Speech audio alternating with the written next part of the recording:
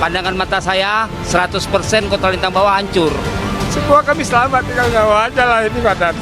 Yang ada tinggal semangat hidup aja lah Pak.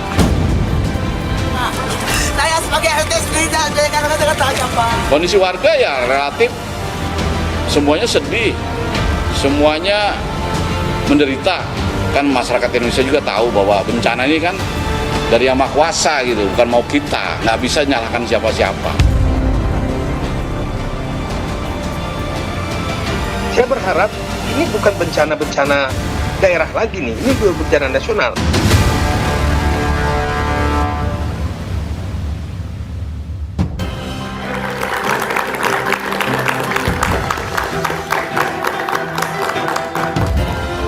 Selamat malam. Akhir November lalu banjir melanda 3 provinsi di Pulau Sumatera. Hujan ekstrim, gangguan atmosfer lokal menjelang puncak musim hujan, serta kerusakan hutan di daerah hulu semakin mempercepat aliran air hingga air meluap tak tertahankan. Aceh dan Sumatera Utara serta Sumatera Barat dilanda banjir bandang. Rumah tersapu banjir, longsor ikut terjadi, sungai seakan tumpah, jalanan tertutup air. Jembatan rusak, roboh bersama kayu gelondongan yang mengalir terbawa derasnya air.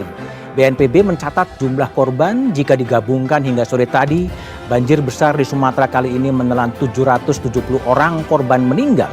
Ratusan orang dilaporkan hilang dan lebih dari 3 juta orang terdampak. Lalu, mengapa hingga saat ini pemerintah belum menetapkan status bencana nasional?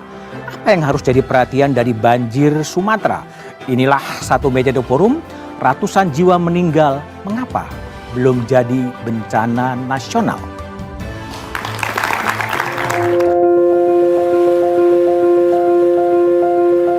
Banjir dan longsor melanda Pulau Sumatera mulai dari Sumatera Utara, Sumatera Barat hingga Aceh.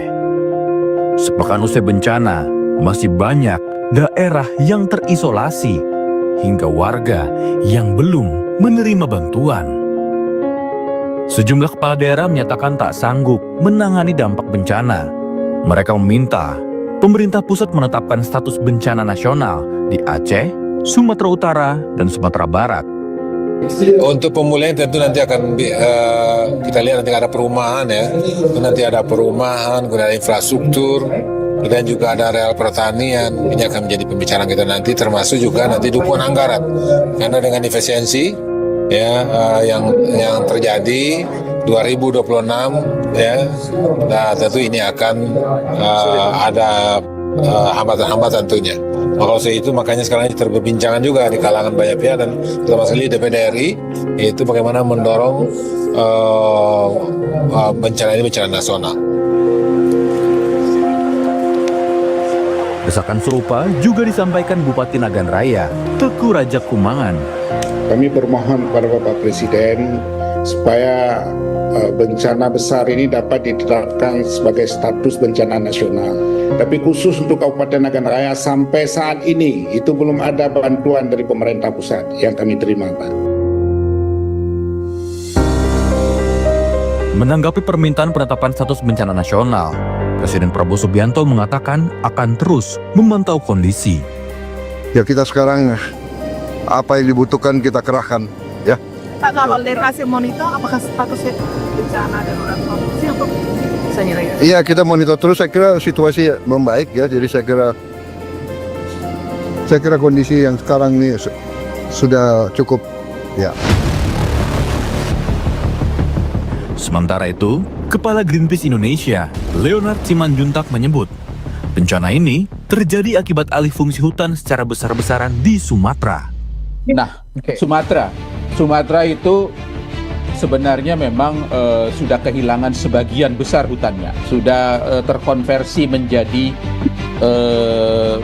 ya terutama adalah perkebunan sawit dan HTI. Kalau sudah sampai ke hulu-hulu das, tentunya itu yang kita lihat sekarang, kerusakan parahnya.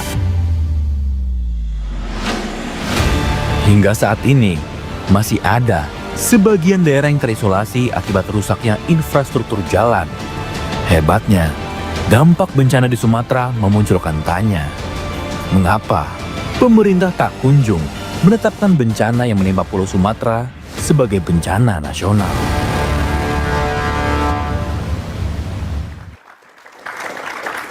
Mengapa belum jadi bencana nasional adalah pertanyaan publik yang akan saya bahas di Satu Meja The Forum malam ini. Telah hadir di studio Sudirman Said. Mas Dirman, selamat malam. Selamat malam. Mantan Deputi Kepala Badan Rehabilitasi dan Rekonstruksi Aceh Nias 2005-2009 yang juga Rektor Universitas Harkat Negeri. Di sebelah kanan saya ada Ahmad Salihin, Direktur Walhi Aceh. Malam, Mas Ahmad. Di sebelah kiri saya ada wartawan yang menekuni bencana sebetulnya, wartawan Kompas, Ahmad Arif. Malam, baik. Dan ada Timothy Ivan Triono, staf khusus Kepala Kepresiden. Malam, Mas Ivan. Malam. Oke, sebelum saya memulai diskusi, saya akan berkontak terlebih dahulu dengan Iwan Bahagia yang berada di Aceh Tengah di Takengon. Mas Iwan, bisa diceritakan bagaimana situasi terakhir di tempat Anda berada saat ini? Ya, terima kasih, Bung. Jadi kondisi kami saat ini dalam suasana terkepung ya, terkepung, terisolasi dari luar begitu. Artinya luar kabupaten, hanya satu kabupaten yang bisa diakses, itu pun di wilayah perkotaannya, yaitu Kabupaten Bener Meriah yang jaraknya sekitar 1 kilometer dari Kabupaten Tengah. Namun di menuju Biren 3 jam ya, kalau dari Aceh Tengah ke Bener Meriah itu 3 jam. Nah, ke Biren itu 3 jam, itu tidak bisa diakses sama sekali, terputus total. Ada 2 akses jalan utama, yaitu jalan KKA, kalau Aceh Utara ke Bener Meriah terputus, kemudian dari Bener Meriah ke Aceh Tengah juga terputus, sehingga akses kita hanya sampai Bener Meriah, tidak bisa ke Aceh Utara. Nah, kemudian ke Biren juga tidak bisa. Ke Betung Atoh ya, atau disebut juga Jalan Nagan Raya, jalan nasional juga tidak bisa dilalui sampai saat ini. Kemudian juga jalan ke Gayo Luwes via Ishak ataupun via Danau Laut Tawar itu juga nggak bisa dilalui, dan juga jalan menuju Gempang atau Gempang Pidi ya, jalan Takengon Pidi melalui Gempang Pamar itu juga tidak bisa dilalui. Kondisi hari ini kami mulai terbatas dengan sembako, mulai terbatas dengan BBM. Terbatas itu memang kosong gitu Mas Ivan, sebetulnya BBM dan sembako?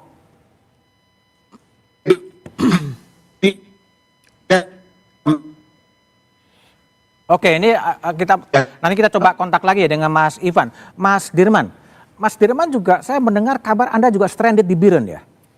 Iya Mas, jadi kebetulan 25 November kemarin ada rapat musyawarah provinsi di Takengon. Jadi seluruh pengurus PMI berkumpul di sana dan saya meninggalkan Takengon jam 10:30 malam hari Selasa.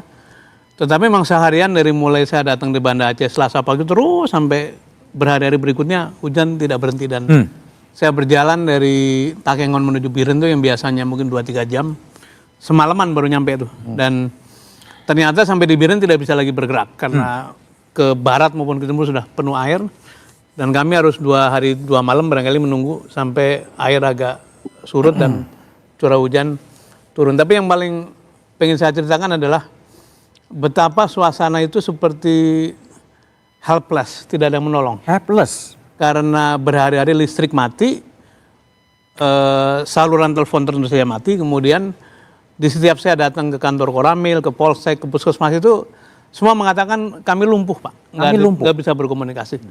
Saya tanya genset ada enggak, ternyata tidak ada. Dan memang kelihatannya bencana kali ini tuh benar-benar satu-satu kejutan, karena walaupun sudah dikasih warning oleh BMKG. Tapi ternyata memang ketika ini terjadi semua pihak seperti sedang seperti kaget-kaget, dan saya sedih banget karena aparat di lapangan itu tidak bisa berkomunikasi dengan atasnya. Tapi juga atasnya kelihatannya berhari-hari tidak ada kontak, seperti tidak ada satu keterpanggilan untuk mencari tahu mengapa sebabnya gitu. Dan saya bicara dengan Dan Ramil, bicara dengan Kapolsek, bicara dengan Kepala Puskesmas sepanjang jalan ketika saya melalui selama 2 hari 2 malam itu. Sampai hari ini saya dengar listrik belum hidup juga. Dan menjadi pertanyaan, dulu waktu tsunami sehari mati, hari kedua ketiganya sudah hidup lagi. Tapi sekarang ini bisa berhari-hari, itu barangkali yang perlu kita Mas Dirman, kita coba ke Bupati Tapanuli Tengah, Mas Sinton Pasaribu. Bang Mas Sinton, gimana update terakhir dari Tapanuli Tengah? Ya, update terakhir korban jiwa ada 86 meninggal dunia, dan kemudian itu dalam pencarian juga masih ada 99 orang, dan kemudian kondisi kami hari ini listrik udah hari ke-9, listrik masih mati total. Masih mati total. Dan kemudian akses internet juga putus nyambung karena ini kami menggunakan akses via satelit Starlink itu. Dan kemudian akses air bersih juga masih mengalami kendala. Itu tapi kami bisa distribusikan secara terbatas itu dengan tangki-tangki. Dan kemudian akses yang perlu kami pertimbangkan adalah akses tentang kebutuhan dasar, yaitu logistik pangan. Tadi kami sudah koordinasi dengan Pak Menteri Amran Sulaiman, beliau datang ke Tapanuli Tengah dan mengecek kondisi ketersediaan beras Bulog, dan beliau menjaminkan bahwa ketersediaan pangan akan terus disuplai melalui Bulog nantinya. Begitupun dengan Pak Menteri SDM, Pak Bahlil kemarin kami langsung rapat koordinasi beserta Gubernur Sumatera Utara, kami koordinasi untuk secepatnya bisa disambungkan aliran listrik, karena ini sudah hari ke-9, kami juga masih mati total, jadi praktis menggunakan genset. Kondisi warga di pengungsian gimana Bang Masinton?